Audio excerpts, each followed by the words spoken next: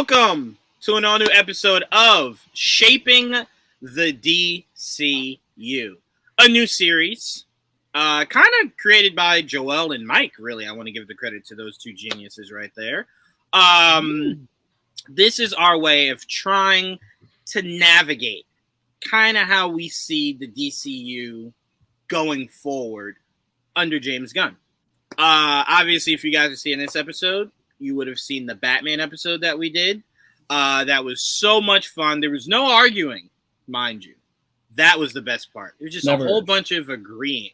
It made me a little uncomfortable. I'm not used to that. I'm used to all my ideas getting shot down, and they were being respected. I didn't know what to do. But that episode was with myself, Joel, and Didge, so shout out to those two.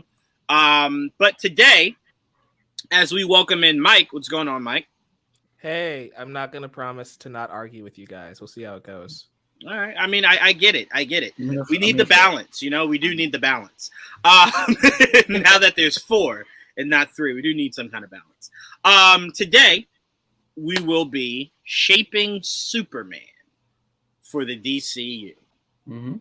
I am excited about this because, to me, I was telling Mike when we were doing a podcast for Man of Steel, I've never been the biggest Superman fan, but like I never necessarily had anything against them. It always just seemed like the narrative would be created to where Superman would just get stronger per writer. So like it kind of bothered me, you know. But I always love the visuals for Superman. I love what he stands for. And I'm a sucker for a good cape. Fucking love a good cape.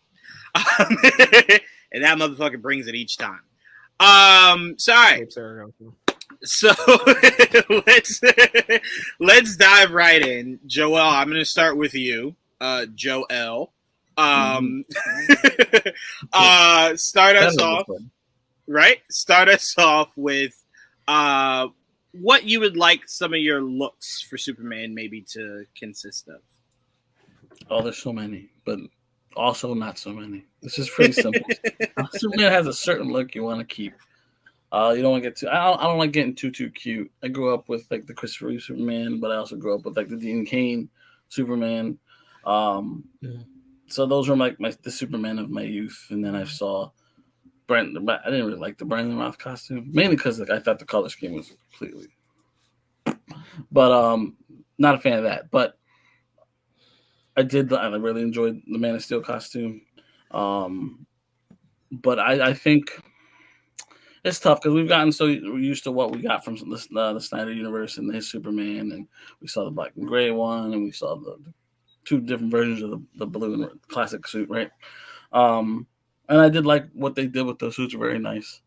But maybe now in this new universe, we take it back a little bit, and we kind of bring it back to, you know, I don't know. It's hard to explain. Like back to the classic way, I guess. Back to basics. Maybe, right. Just take it back to the beginning. So like the first suit, that we were talking about, the classic suit. Bring up the classic suit. Look at that. That does not get old, in my opinion. You know, maybe it's perfect. Yeah. You know, I'm not the biggest.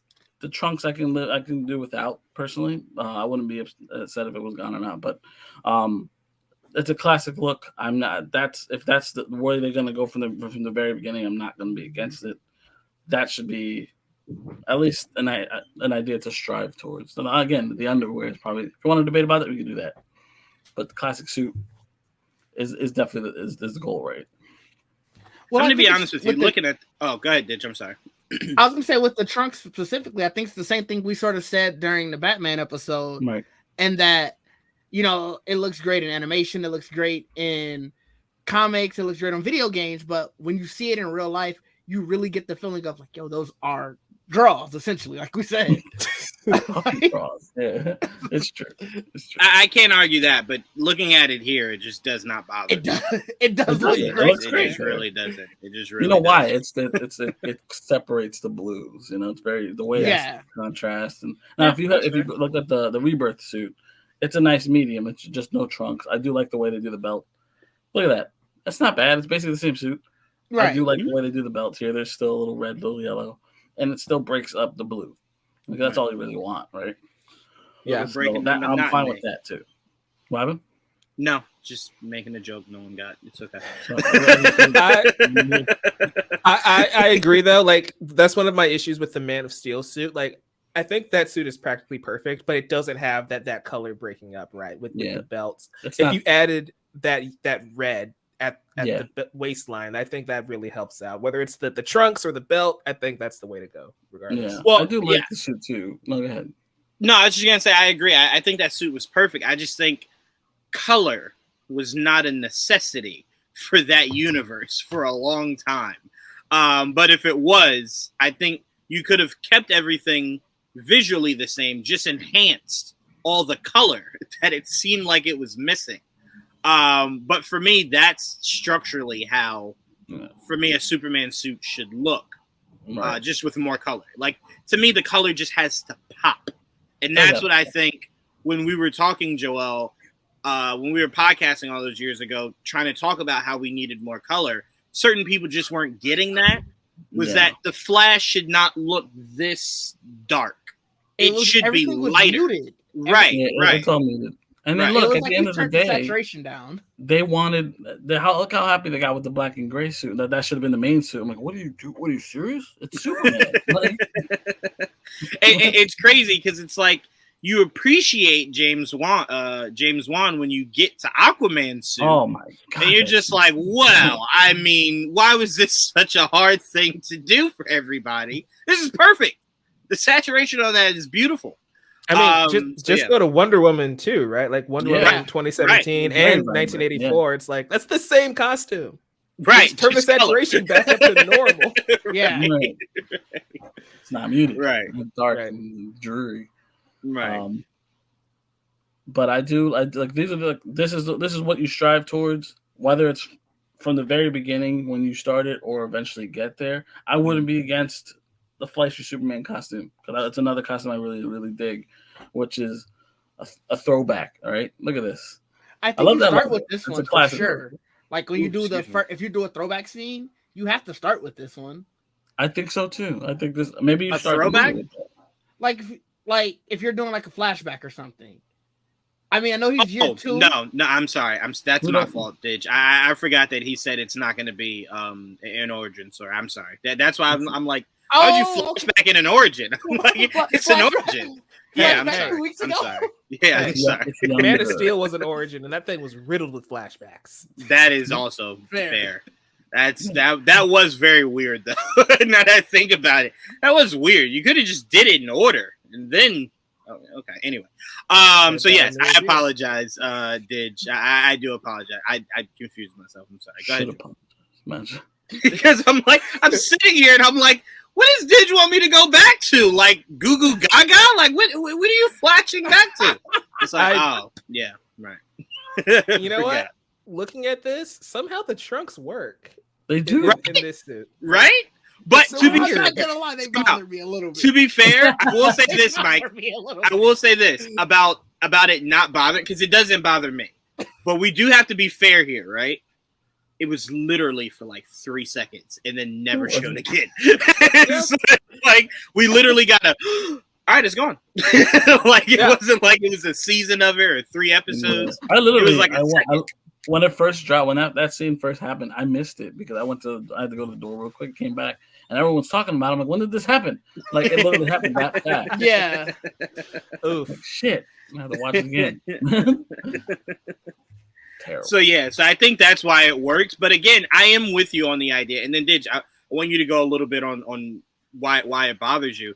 But to me, it's just one of those things where it's like, I get how it looks comical, right? Of like the idea that it is technically underwear being there, but I just all consider it one piece. And that's why I guess it just doesn't bother me like that. But again, I'd have to see it like when he's fighting. Like, does it strike me visually as he's flying around fighting? These tidy whities essentially flapping through. And standing here, no, it doesn't bother me. As long as they're tight and they're not in their form fitting. They're better when they're like that, and that's kind of how like the Superman Returns suit kind of had with their trunks. They weren't big trunks; they were kind of small trunks. It worked for that. It just the colors were off for me. Gotcha. I really liked I didn't bring it up, but like the Kingdom Come suit that Brandon Routh ended up wearing the crossover. That looked beautiful.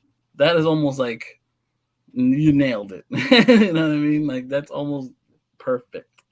But that's like more like especially that's more of a callback to the future. So that's why I didn't really bring that picture to the table.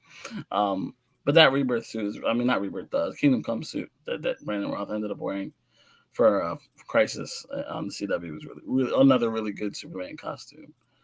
Look at that. That's not even the good picture. I've seen better pictures. See, even here, the trunks bother me too. Yeah, because look how wide they are. So hold on. So then, Didge, go into that a little bit. What about just this promotional photo bothers you so much of the trunks? I don't know.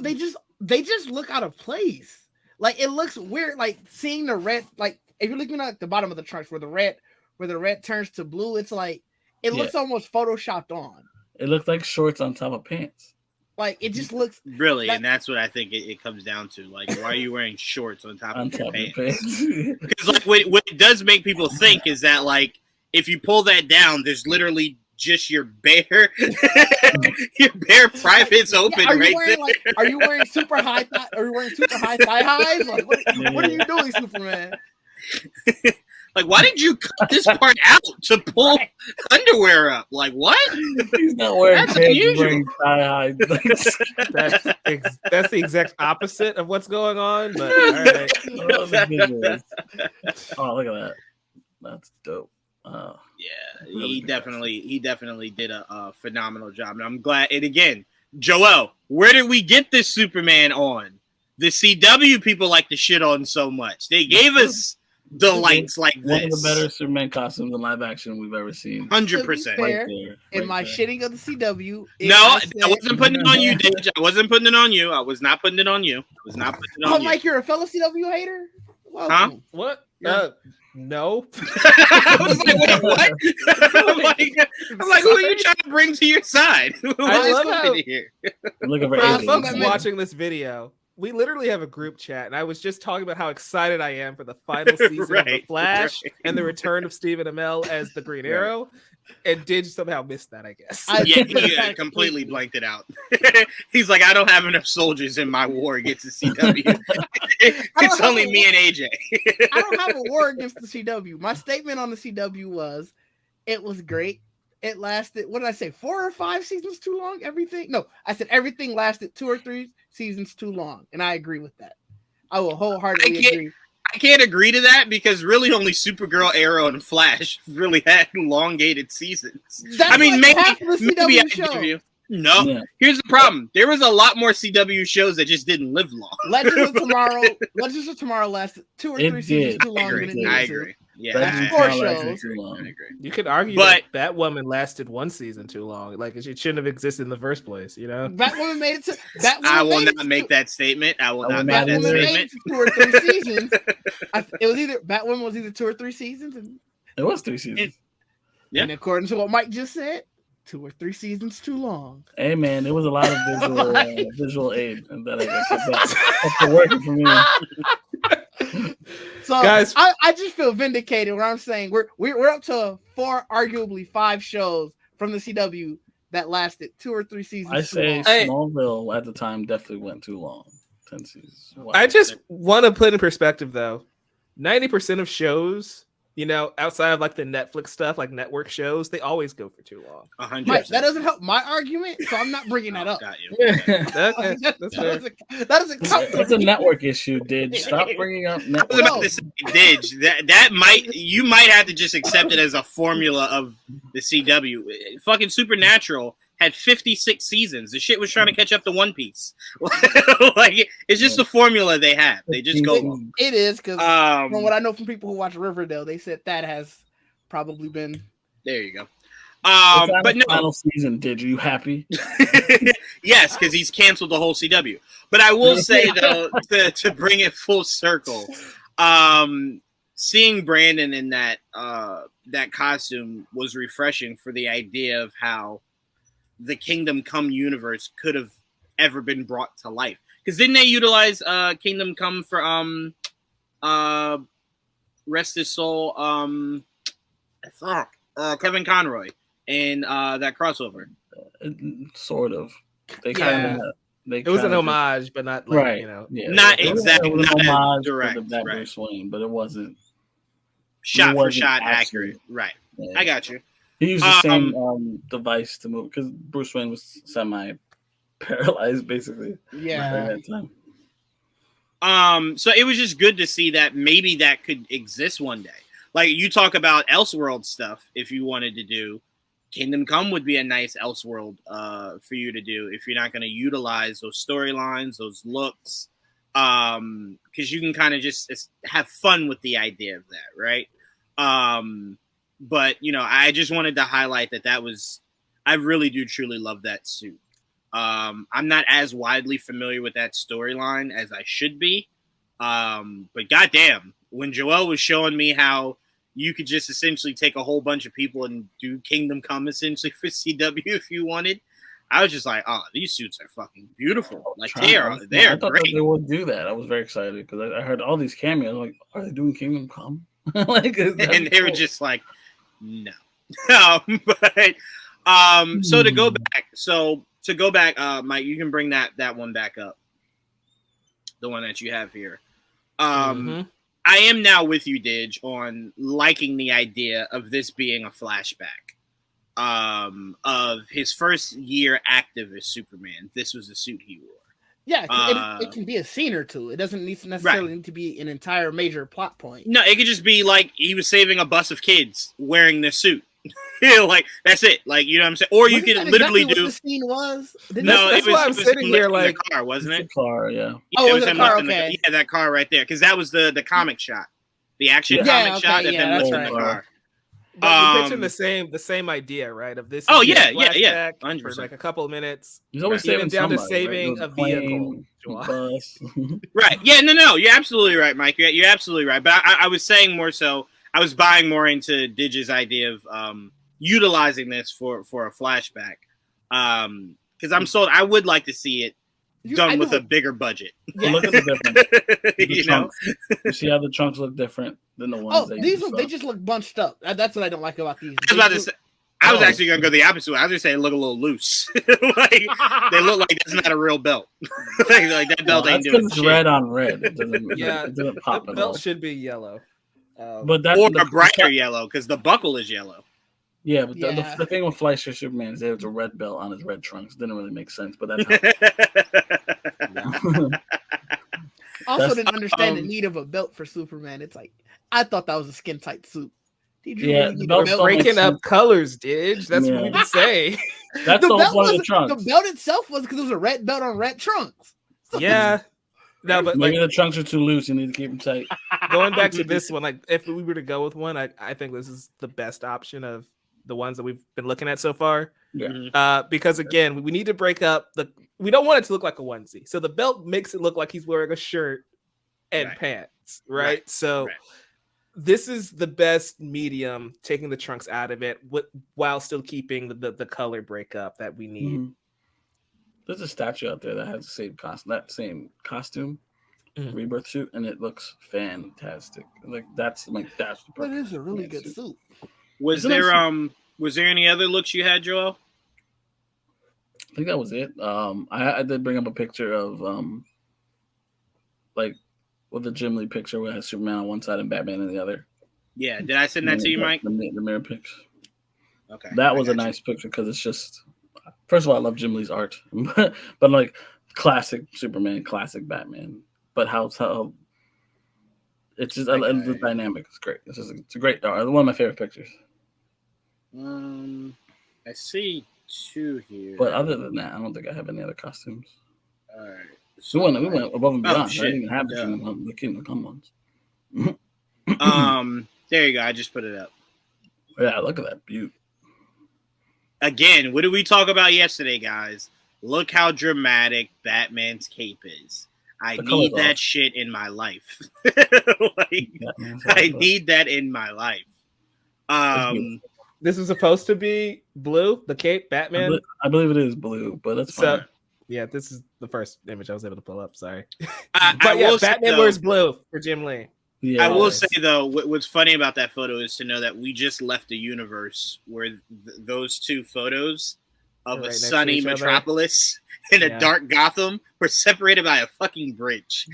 So it's like you literally could have had those two staring at each other, like, "Hey, I see you." No, I see you, and it's like, no, this shouldn't happen. This should stop. But all right, so Didge, I'll go to you, Joel. Those are some great looks. I think we all kind of agree on it's the simplicity. With Superman. With Superman, you don't have to get too cute. Didge, kind of walk us through some of the looks you'd like to see this James Gunn Superman utilize. I mean, Joel hit almost all of them. Like, those are the ones that you want to see. I do think, and the one picture I sent you was from the animated series. It takes some elements from that, because the Superman in the animated series, that look was great. So like, yeah, like take some elements from that. See the actual yellow belt that works. Do stuff like that, and really just like we were saying from the jump, just make sure all the colors pop the way that they should. Yeah. Well, this is the belt right here. What about the S on his cape? It's not on every version. Like the cartoon. I want it. Oh, I love that look so much. I wouldn't be opposed to it. I love that look so fucking much. There's two different versions. There's the yellow S. Mm-hmm. That's from like the old Superman movies. Right. That's what's probably the most popular. And then there's the New 52 did a version of it, but it was like almost like a dark red and yellow with the regular red where it stands out. Almost like just yellow. If we can find an image of that'd be great. But you're cool with seeing the S on the cape? Yeah, I wouldn't be opposed to it at all. We've seen it enough where I'm already kind of used to it. Obviously, the same for without it being on there. So it's like one of those things where it's like, oh, nice. And if it's not there, it's not like it's damaging. I will say this, Didge. The S on the cape for me is kind of like how we were talking about Batman yesterday. Yeah, is because live action wise, it's not something that's utilized all the time, right? So it's like, it's just different. And again, I want to enter an era of different, something that visually we can look back at and go, we've not really seen anything like this done DC-wise ever in any entity, right? So I'm like, yeah, because again, that right there, that yellow kind of just resting there, knowing that you kind of get the traditional one on his chest, I have literally no problem with. You know what I'm saying? I'm completely fine with that look right there. Yeah. And especially because doesn't Krypto have an S on his little cape? Yeah. So I'm like, I would like that once you get to Krypto. Both of them having S's on their capes. Yeah. That's jumping a little ahead, but as I said yesterday, when I wanted to get to the Batman all the way down to 8. First movie. I need all the way down to first movie. I definitely need Krypto all the way down to Krypto here. So you are so you say you don't want to skip Kara? You don't want to go straight to Superman and Krypto versus Brainiac? You don't want that? No? I need all of them. Go ahead, Mike. I'm sorry. Take it easy. It's just I'm fond of the idea of them putting Cal in his little rocket, but also putting like puppy Krypto in the rocket with him. Yes. And boom, you get them at the same time. Done. There's something dangerous about a superpowered dog. I'm just saying, that always scared me. By the way. I didn't see Joel complain not once when League of Super Pets came out. I didn't hear you complain about that shit at all. It's an animated movie. It's great. So then we're gonna get you some VR goggles so you can watch these live action movies. It's cartoons. If he has a dog, a white dog, and he calls it Krypto, it's different than having a Kryptonian white dog, like they have in Titans. Like, remember we said. Oh, go ahead, Mike. I'm sorry. I was gonna say, here's what they do. Krypto's a dog. You can make some nonsense science mumbo jumbo on why he doesn't have all the powers. You can give him flight. Yeah. You can give him super speed. He doesn't need super strength and heat vision because a dog should not have that. Right. That's fair. But also, to me, if he can fly with Superman, that's cute. we were saying yesterday how we want the fantastical elements of Batman, right? So I'm like, why not go more so into the fantastical elements of the shit surrounding Superman, Krypto? And like you said, I'd be fine if he doesn't have the whole shebang. Yeah, he doesn't need to have all of it. You know? Need all of them. I mean, shit, if we're being real, just the biting and flight to me seems to be enough, right? Like, Easily. you can kind of get away with that. So to me, I would like that. But maybe what you could do, Joel, is that, you know, like Mike said, he has them, but he hasn't figured out how to maybe access his powers yet. So in the first movie, he's just a dog. Like, he's literally just a dog. And then later on, he utilizes some of those said powers. Look at that. Joel didn't complain at all. He loved that shit. He ate it up. Look at the Fleischer suit. You can see the costume, the emblem. And... Can we get The Rock to voice him again in live action? Oh, God. Hey, you wanted to work with Superman. That was your wish, Rock. That's all you said for years. I want to work with Superman. You're doing it, right? But no, I mean, to me, Krypto to me is not a make or break. But because I think Titans did a decent job with it, I would like to see it done better. There's not many areas we could get it. That's I don't need an actual Krypto. If you get one, cool. But I don't really need. I already said I wanted an ace. So I want an ace too, but an ace is literally a regular dog, so you don't need to worry about. Fair. Yeah, that's also fair. Ace has a cape though, right? Yeah, but that's all right. There's nothing super powered about Ace at all. They call him Ace the Bat Hound.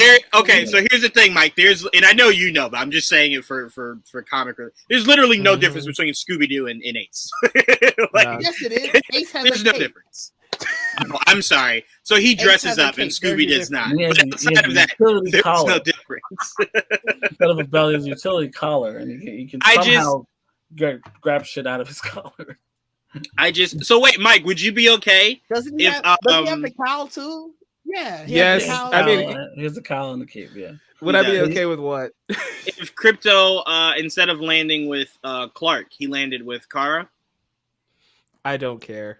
Okay. I mean, it makes sense. You can push it down the line. It doesn't have to be more so immediate. You can get one or two Superman movies before you even think about Kara or Krypto or all whatever. I'm saying is if they end up giving him a dog like on the farm, at least make the dog white and not like a golden retriever like I've seen them do in the past. That was kind of my gripe with Man of Steel of like that dog could have just been Krypto. Right. It doesn't have to have powers, just have like this. Hold on. Y'all thought the man that said booyah was fucking horrible would give you Krypto? You thought that guy was going to give you Krypto in any variation? Like, come on. But that boils back down to, you were asking me about Kara being the one to have Krypto, right? Right. Mm-hmm. I don't care. I just want a Superman movie to exist because we haven't had one in 10 years. The dog, Supergirl, the kids, all this extra. Just give me Superman, Lois, and Jimmy. That's all I ask, and I'm done. Yep. That's why I post what I post. I think we all agree with you on that. Yeah, go ahead, Didge. That's the basic. We're talking. Right. We're building Superman in the DCU. So eventually, I need Krypto. I need Kara. I need all of it. I need Steel. I need Superboy. I need the whole shebang-a-bang. I need everybody to utilize their whole shebang-a-bang is what I need in that full DCU. That's what I'm saying. This is reestablished first, then you can worry about all supporting. Yeah, but to me, that's one thing that I can move past because we know that he is doing Superman. So to me, I now want to look forward. That's the thing. We don't know. We don't know for sure what we're getting. We're right now we're assuming this is what we're going to get because that's the right path. I mean, didn't he also say he was writing the Superman movie? Yeah, but again, we don't know what's in the movie. Yeah, I thought so. Oh, no, but I'm just saying, I know a Superman movie is happening. That was our first goal. Yeah. It was just getting it made. We know it's happening. So now that I know it's happening, that's the only thing we know is definitely I'm looking ahead now. This year. Yeah, that's the only movie that I, aside from Joker and the Batman, right? Right. Oh my gosh. We hope, Joker, yes. Didge, I want to kick it back to you. Was there any other looks? Because I know you said Joel kind of hit all of them. This was a great callback. Here, we talked a little bit about the logo on the the cape. Was there any other look you had? No, these were the main ones. Like I said, I do like the new 52 look. But also not the one where the highest of the collars, the one that I sent you, Mike. I guess the other one is also a new 52 look, but this is the one I remember most from New 52. It's literally so. The new So you're saying you don't want Gaslight Batman Superman? Is that what you're saying? You don't want that look? You want the red sign? I don't see the. Did I not send it? I might not didn't have. send it. It's so funny. Wait, while he looks for it, Joel, looking back at that Gaslight Batman, his collar goes so high. It's like, but you also have ears that are high as fuck. Like you can't have both. I didn't save it and I closed the link, so it's no big deal. Because it's like a cowl. It's like almost like the Batman, where his cowl's like right. Collars here. I thought. And again, the only reason. Go ahead, Didge. I'm sorry. No, I was just gonna say I closed the link already. I thought I had sent it, so I closed all my links, and I don't feel like searching for it again. Yeah, here. The only reason I told you, Joel, I was okay with that. That's fine. Yeah, that's very similar though to it. And okay, it's can you zoom in a little bit, Mike? Those are classics. That's not as high. The classic tech movie of zoom in enhance. I'll do my best. it's not as high as I know the one Joel's talking about now. Yeah, bring up the actual new 52 suit when you get a chance. Yep, I like that. That's so. Fine. Wait, what were you saying? There's something that's abnormally higher than that? Are we serious? The one that Joel's talking about, it's a higher collar. The one from I just don't remember it. The ones that were in the animated movies. Yeah, because those animated movies were based off of the new 52. Yeah. No, I have the new 52 poster up. I guess that's just the way maybe they drew it here. The comics ones, they're not as high. The anime. That's why I said it when he said it. The animated movie one, they're high. Yeah, because I'm looking at the poster. Look at this. That's very different. Yeah, that's what in the comics. In the new 52 comics, they're not like that. That's why I was. That's why I was confused. No, this is literally from the Superman New 52. But I can show you a New 52 where it's not that high. That's what I'm saying. Maybe later, but in the beginning, that's how it was. That's what, look at the cape. You see what I mean? I don't like that shit. What the fuck is that? And look at all like the different parts. Like it looks like it's pieced that's together. what I said. That one, when I knew which one you were talking about, I understood. No, I don't. I will definitely go ahead, Mike. I'm sorry. I just want to. So for the folks listening, DC Comics is weird. There was a point in the New 52 where this is what Superman looked like for like half of the time. I know where he's going. But then a different Superman shows up, and that's the suit that everybody likes. And I'm pretty sure that's probably the suit Didge is thinking of. It is. Where I forgot about that. Classic Superman replaces New 52 Superman, and the New 50. It's weird. They killed New 52 Superman, and I forgot about that suit until you kept talking about. But before he gets that suit, he has a beard and the black suit. Yes. Right. So the suit that we were showing at the top of this recording, that's probably the suit Ditch is thinking of, because Rebirth Superman and the end of New 52 Superman are the same person. They are. Just to clear that up. Yeah, I was just gonna. Go ahead. No, go ahead. I'm sorry. Go ahead. Well, there's two different versions of the Rebirth suit. The Rebirth suit, when you first start Rebirth, he has like blue boots with this blue, like the blue. It's weird. That's also weird. Like, don't do blue boots. Blue boots that like red trim. That's the only thing that was separating it. It was too much blue. And then I was just gonna say that again. I don't need to ever see this suit, but I thought when you were saying that the collar was abnormally high, like it was some just insane.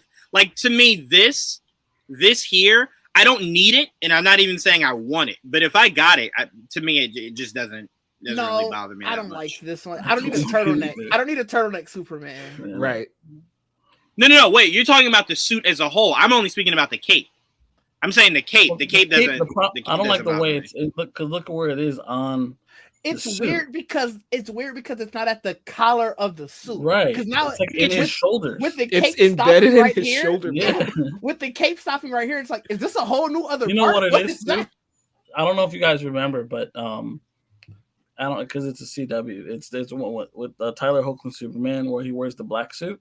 Yes. Yeah, that's a collar suit, and they do the same thing except he has clamps where the cape is. I still don't like it. But it's the same shit. So much. I hate that too. Yeah. I hate the clamps. I just again want to reiterate. I agree with everything you guys said. I just meant the height of the cape. It just doesn't bother me. That was it. I don't like the suit either. I just want to make that very clear. It's just the height of the cape doesn't bother me. That was it. No, because you were saying he had like a really high neckline. Oh, I thought you were saying the cape, like the start of the cape here just came up too high. No. Oh, I got you. Okay, because I'm like, talking about like that's the not what I was saying at all. Got you. The neckline. We're talking about the turtleneck. Because I'm like, I have my poster here of the new 52, and I'm like, I'm looking at the cape. I don't have a problem with the cape, but now I get what you guys are saying. Okay, I like when the cape looks like it's tucked into his neck, whereas there is no neck to tuck into because it starts here. I get you now. Oh, one thing I will say. Oh, that's awful. Go ahead. You're talking about that's awful. That's so awful. I hate the clamp. You see what I mean? Move on. It looks like a vest. It looks bad. It looks bad. That was bad. But if we're talking Elseworld stories, I know you brought it up just very easily, like very quickly earlier. A different look I would love to see done if we're gonna do an Elseworld type Superman story is the Red Sun one. But see, that's what I was saying before. That's what you start venturing into. Like if you wanted to do Gaslight Batman, you wanted to do Red, you want to do stuff like that. That's what Elseworld should be. Elseworld should not be a Joker musical. Like that should not be what you're aspiring for Elseworld to be. Have you watched Harley Quinn? The Joker musical episode was the best of the season. And that's where it should have stayed. But yes, I am with you, Didge. That is a look that should not be hidden from live action forever. Yeah. Right? And it shouldn't be a nightmare scenario. No. It should just be a complit Elseworld story. Just give a movie, and hopefully it'll be better than the animated one. So, That wasn't that bad. Oh, it didn't have the twist at the end. Yo, wait, hold on. This might be too soon. But how disrespectful would it be if James Gunn said, "Hey, yo, Henry, how good's your Russian?" That would be so bad. I would actually love that, but that would be so bad. Oh, that would be awful. Yo, Henry, you wanted to play Superman again, right? He's like, "Oh, there's an opening? Absolutely. You speak any Russian lately?" It's like, "Oh, no, James, don't do that to me, please. Don't make me do that." It's like, all right, I'm just saying, if you're good at Russian, I got a Superman spot wide open for you. But all right, Didge.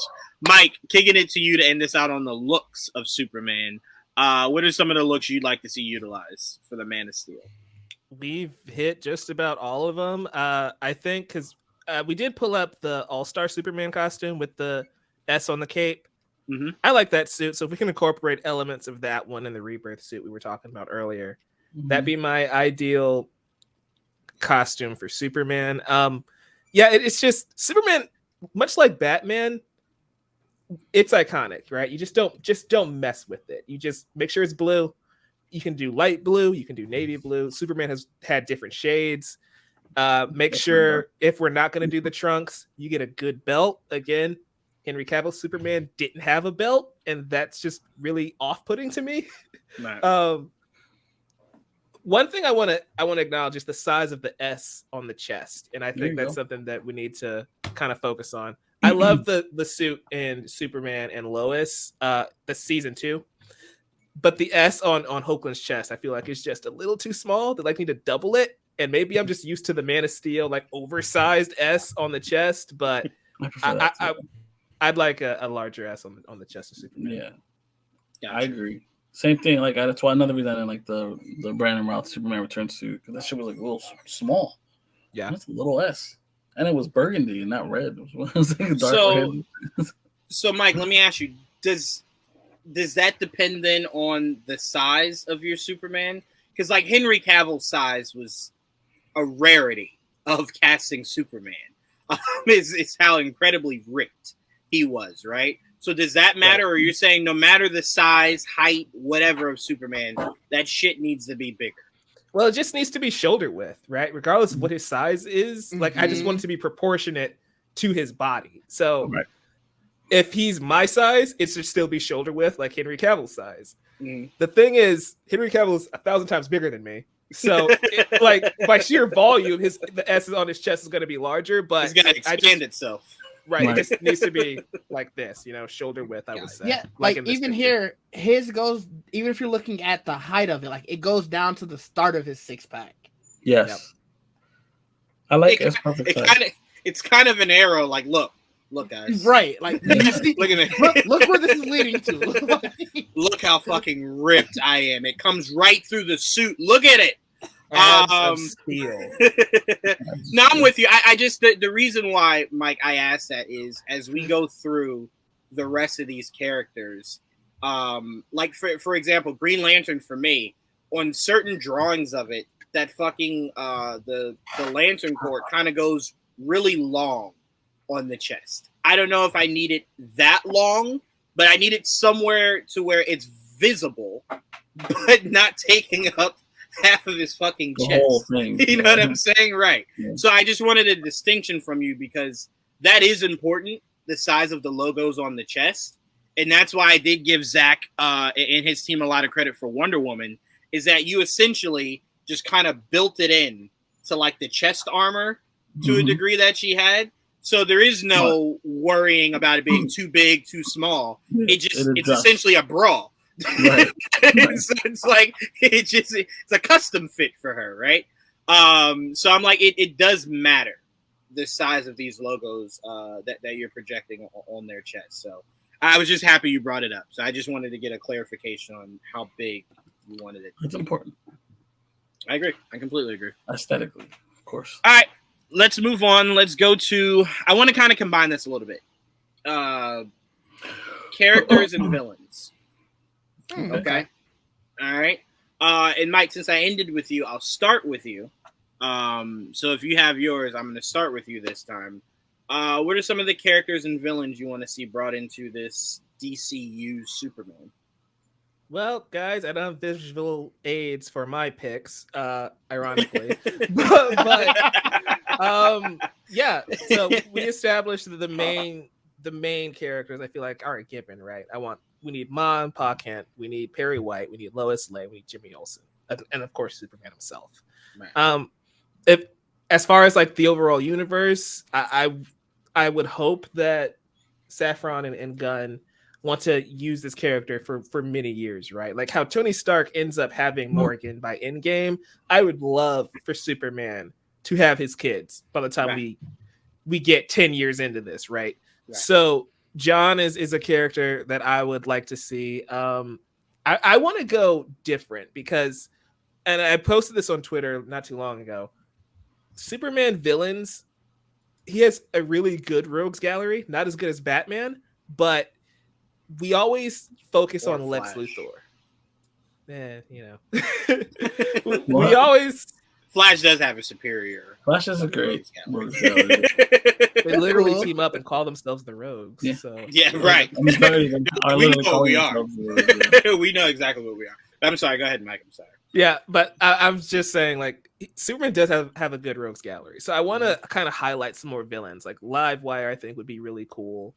A unique villain. Mongol would be another villain that Superman can go against. That's not Lex Luthor. Love Lex Luthor. He is the best Superman villain, but he's overdone even more than the Joker because Batman still fights Ra's al Ghul and Bane and Poison Ivy and all these other characters. Superman's only fighting Lex Luthor on film 90% of the time. So Darkseid is another character. I know he floats between the Justice League, Superman, and the New Gods now, but like he's still like technically a Superman villain. I just think I want some more unique villains going forward, and the supporting characters, I feel like, again, anybody making a Superman movie probably knows to establish that core, but I just want more diverse villains introduced in the later films. I do not disagree with anything you said, but I will say this, Mike. I am a stickler for, if I feel as though you have not accurately done something in my lifetime, I need to see it done right. You know, now I know a lot of people go Gene Hackman, right? They'll go all the way back. Like, cool, no problem. Live action movie wise, I have not had a Lex Luthor I could hang my hat on, right? I was one of those very rare people that thought Jesse Eisenberg could grow into that. We know that's not happening. We're moving past it, right? So for me, I kind of would like you to start with Lex so he becomes essentially the start of things to come, right? Like, disagree. Go ahead, Didge. I'm sorry. Go ahead. I think, and just because you're saying start with Lex, Mike, I'm also sending you the villain now. I think Metallo would be a great villain to start with because you can show him as the one who now he knows about that kryptonite. Like he kind of knows. Like you can show him as the one who he shows you I have a weakness because figure if you're starting off as Superman, you're looking at it as I'm sort of cocky. I got all of this, even though that's not his characteristic. But it's like at some point in somewhere, if you know you're invulnerable to almost everything, you get that in your head. And so if you run into a villain that has the one thing that can weaken you in its heart, that's a good starting point. And then that's when you can turn that into a Lex being like, he's too powerful. Because at the end of that movie, he beats him. He's like, yo, he's too powerful. Now that's where you can start turning Lex's storyline. Because it's now he's starting to see how we have to find something to stop this man, because the one thing that obviously every movie they had you get beat first and you win in the end. The one thing that we thought you had the weakness of, you ended up overcoming. Yeah, you're too much. I have to do something. That's how you turn Lex's storyline into the long arc. I could make an argument that you could have exactly what I just said and exactly what you just said. Having Lex be the big makes boss Metallo. Yeah. The one who makes Metallo. Because to me, I've always wanted, Mike, we talked about this. I've always wanted a version of what we got in Public Enemies. So minus Batman and all the fucking Justice League characters that they were using in that. You know what? Put Batman in it. Make it world's finest. What do I care? Right, that's it. That's how you started off. Feel like that's deja vu a little bit. But anyway, to me, I like the idea of Lex being this polarizing billionaire that's looked at as helping the people. He's the face of Metropolis. He's essentially to Metropolis what Bruce is to Gotham, right? So when you find out that he's corrupt and evil and he's responsible for someone like Metallo and he does things that leads to Brainiac coming to Earth and he's making deals with Darkseid, it just hits more because you're starting him as this polarizing figure that just wants to work with Superman. I'm sorry. Go ahead, Mike. I'm sorry. No, you can finish your thought. I was just going to add, like, what if they treated Lex Luthor in the Superman franchise kind of like how Marvel used Thanos, right? Where he can be a supporting character in the first movie. Like, I'm not saying don't use him at all, but like, I agree. He's there and he's pulling the strings behind the scenes for like a whole like an overarching villain. And by the time you get to the third movie, he is revealed to be like the mastermind behind everything. I kind of want Lex to be, and hear me out. Yeah. Nothing good ever comes after hear me out. I know, because I know I'm gonna say it and then it's gonna be taken wrong. But that's not what I mean. I'm telling you right now. What I'm saying and what it's not what you pick. I kind of want Lex to be, and he kind of is, DC's Tony Stark, but a bad Tony Stark. You get what I'm saying? Yes. So that we eventually get the Lex armor. And I want to see him in the Lex armor finally because we fucking never get it. You know what I mean? Like, hey, shout out to John Cryer. Yeah, we got on TV for shout out to John Cryer. A second. It looked good too. It did. But like I always thought the potential of using the Kryptonian armor that they used in Man of Steel and turning and like retrofitting it to become a Lex armor would have been awesome to see. Yeah. Unfortunately, never got there, and I really don't know if that was ever part of the plans. But I do like the idea of that. But yeah, that's kind of where I see Lex as like you guys see. He doesn't have to be the main villain of the Superman movie off the bat. Like the way I'm assuming the way we're thinking Dr. Doom is going to be used in the future, where he's not going to be like a Fantastic Four specific villain. He's going to be an overarching villain. That's how I see Lex Luthor. I don't disagree. That's why I was saying, to me, because to what Didge is saying, right? You use Metallo, right? There's an incident that Superman saving somebody or whatever leads to Metallo, an accident that essentially almost kills him, right? Lex is what goes through some kind of surgery that brings him back, but they never, how Metallo's chest opens and that's what showcases the kryptonite, right? Right. So no one knows what he did to revive him. They just know that Lex Corp, revived him, right? And he becomes the weapon Metallo. But what I'm saying of where you don't have to separate your idea, Didge, from my idea is you could still have Lex in the background as the polarizing figure, the Tony Stark, as you will, Joel, in the background. And then the end credit scene of Lex Luthor and Mercy standing over a defeated Metallo and him kind of initiating the dark side of Lex Luthor now, right? Of him not liking the idea that Superman's being talked about and praised more than he is. And then that's when initiates, the takeover of Lex. I do like the idea of him feeling kind of like what was the word I'm looking for? Jealous, yes. But I'm saying he feels almost belittled. Okay. He feels like a lesser man. Right. Because some outsider, like some alien, is so powerful. And it kind of feels like, and then he's beloved. Imagine that. He's not just powerful, he's beloved. So but that's why I'm saying you should ingratiate Metropolis into Lex the way it's ingratiated into Bruce. So he's like, wait a minute. My family for generations has been taking care of Metropolis, right? Like I'm Metropolis's favorite son. And here comes Superman year 2, right? Where he's fully established himself. Stop saying what year it is. Okay. Here comes Superman. Look up in the sky, establishing himself, and he's now the beloved son of Metropolis, and that leads Lex to trying every possible and conceivable way to get rid of him. But that's what I'm saying. I want Lex to be what leads to the things like Brainiac, Darkseid, maybe even Mongol, right? So I'm like, Lex could be the linchpin in all those things, but never ever has to be the actual physical villain in any of them. What they just did with Superman in Mongol in the comics would be pretty cool to see a version of that. Go ahead. Sorry. No, I was just gonna say, like, sticking with Lex right quick.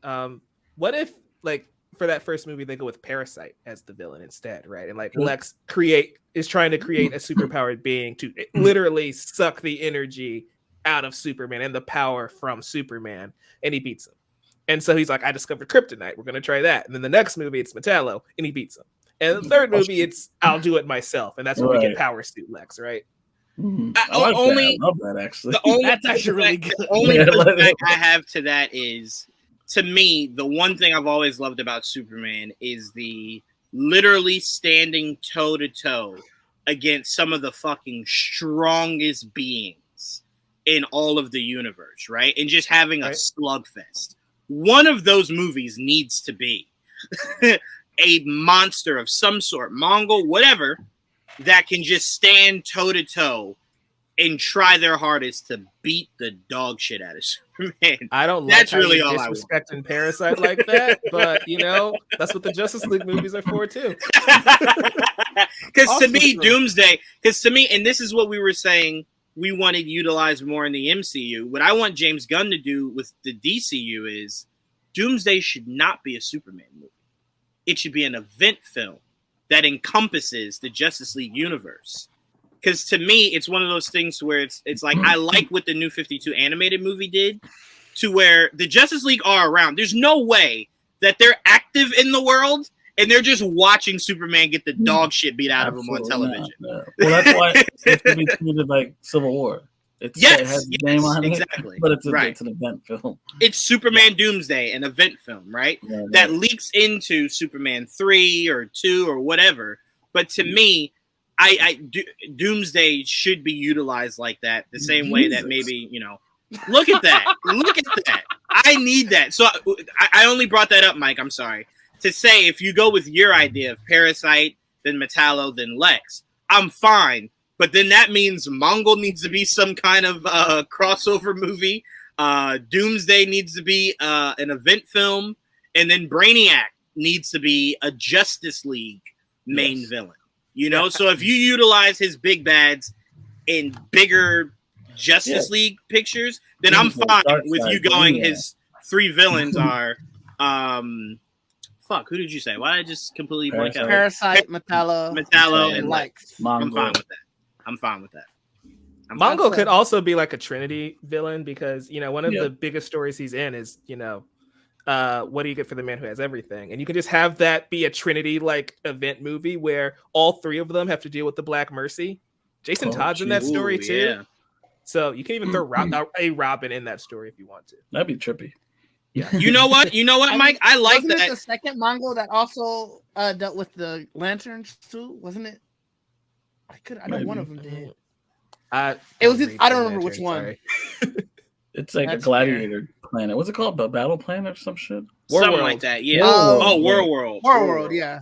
Yeah, that's what it is. It might have been the second one. I know he was an enemy of the lanterns.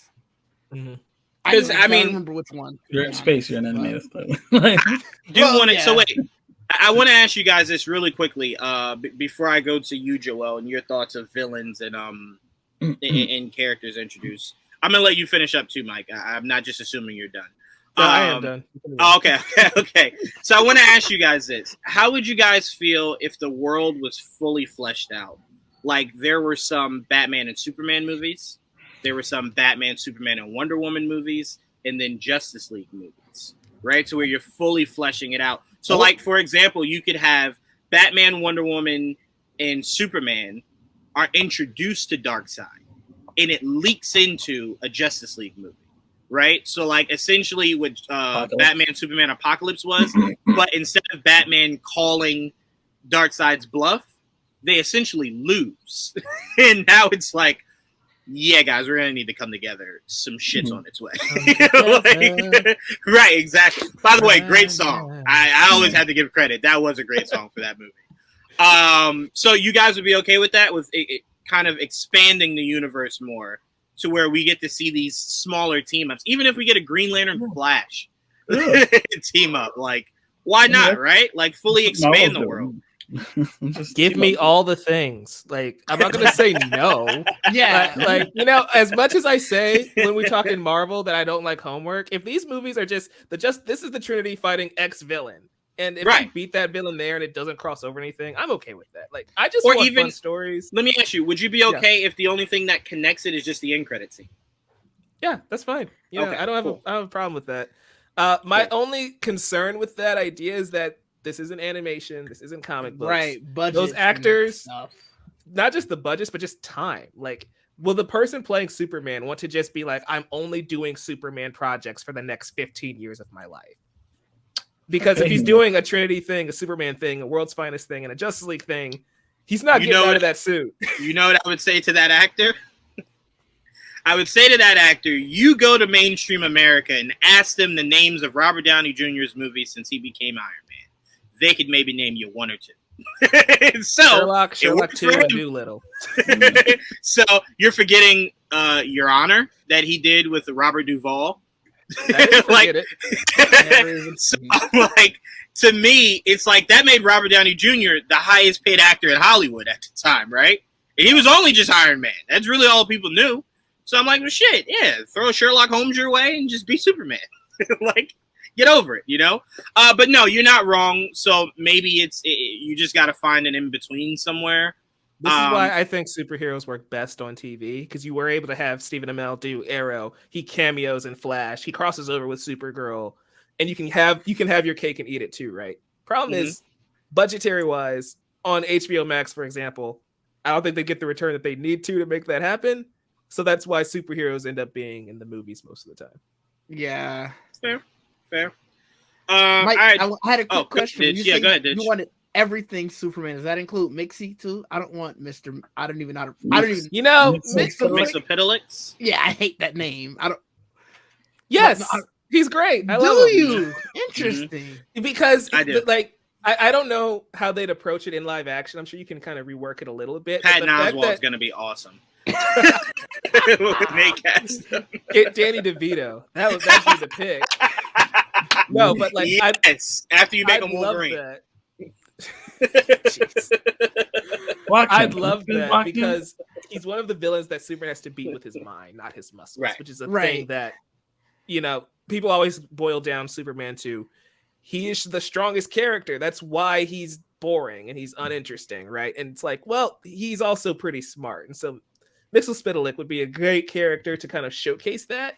True. The thing is, you know how anime has their anime seasons and they have their OVAs that are just like extra thing? This might have to be that where it's like a DC presents a 45 a special presentation, because I don't know if anybody really wants to waste one of our Superman movies on Mxyzptlk.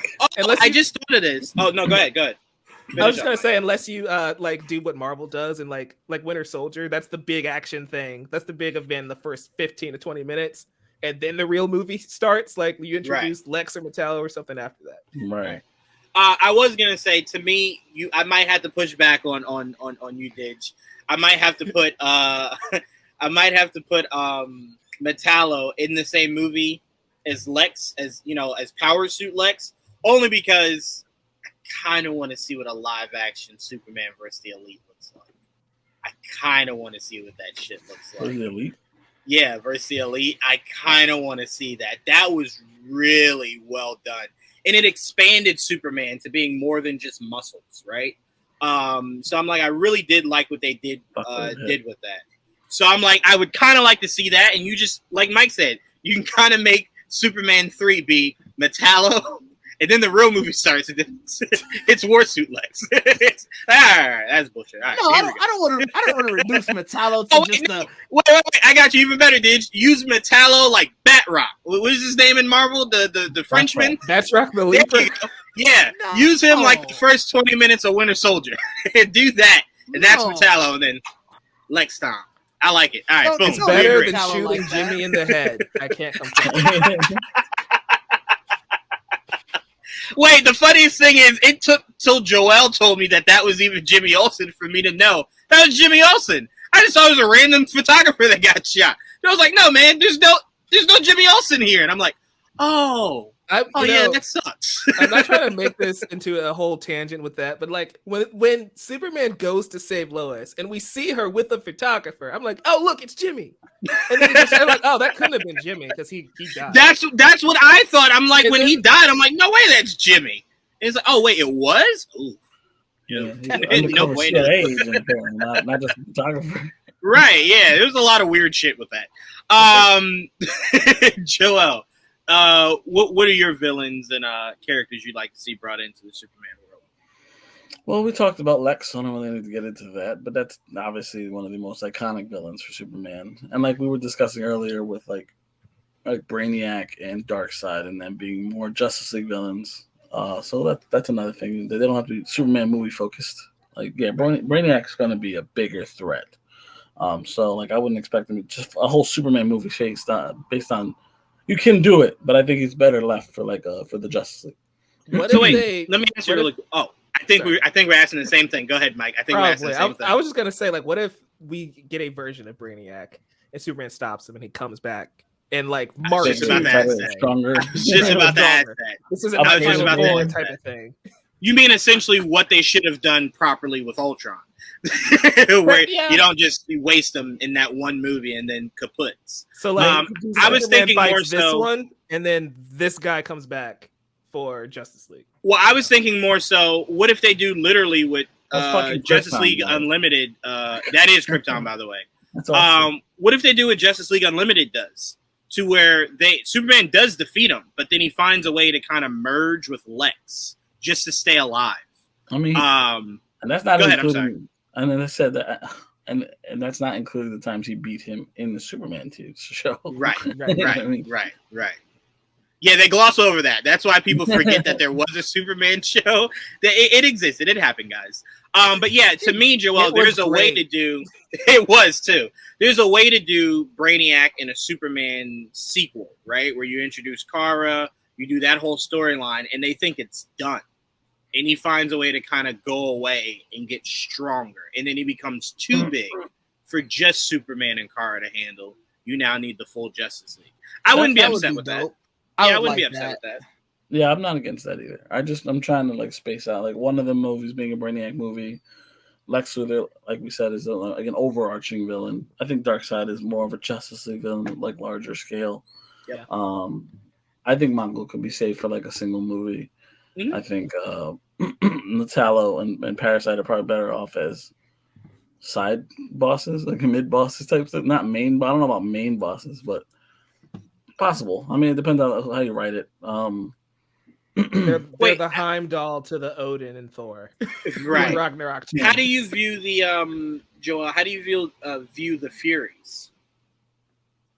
They're part of, That's the overall. No. I know they're part of Darkseid, but I mean, how do you view them as like? Do you want that all in one Darkseid story, or could that be like the start of something of them fighting the Furies that leads to the bigger that is Darkseid? Because to me, my only issue is I know it can be done, but once you do Darkseid, I kind of only want to see you fighting Darkseid. I don't want to see like a faction of the Justice League fighting the Furies while the main tries to go fight Darkseid. I just want Darkseid versus everybody. You know what I'm saying? Well, I mean, I do like seeing side fights. That's kind of anime does it too. Like everybody has their own boss to fight. Like, their own little faction that they go to. That's fair. I mean, they did do that with Endgame and Infinity War. So okay, I got you. So maybe that's how the Furies can be used. The way that the children of Thanos were used in Infinity War. They're Darkseid minions. Like, right. But he has a lot, not just Furies. He has. I mean, Desaad. He has. You could properly utilize Steppenwolf. Yeah. Right. That's why I kind of don't want to do this, because I just don't want to tread new ground again of like, we're going to have a whole movie with Darkseid's lackeys. I just give me Darkseid. So like if you want to, you can even do how the comics do, right? Where you have tie-ins. If you want to do the Titans versus the Furies or something crazy like that, that could be its own type of movie. Go ahead. Is that not homework? I mean, it is technically, but if it's just a two thing, that's okay. Okay. It's when it's 4 or 5 things a year that I don't like homework. But if those are the 2 movies of the year, I'm okay with that. I like the idea of it being like the war between the New Gods and Apocalypse. Yeah.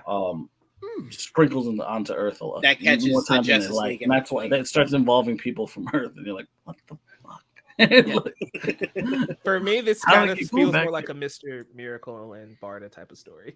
Yes. Yeah. That leaks into that Justice League movie that brings Darkseid. I would like that story the way they meet and shit. Because the whole story, but like the New Gods and Apocalypse story, them trading kids, crazy.